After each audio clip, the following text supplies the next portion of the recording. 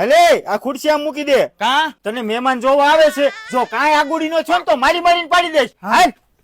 બાપા ઘડીક નથી રહી એકતા. તને ખબર પડે છે કાંઈ? કેમ છે ભીમભાઈ, સારું ને? આવો આવો. ઈ તો ઠીક, પણ તમારો છોકરો શું કામ કરે છે? આ રહ્યો, જોઈ લ્યો. બેટા પાણી પીવરાઈ દો.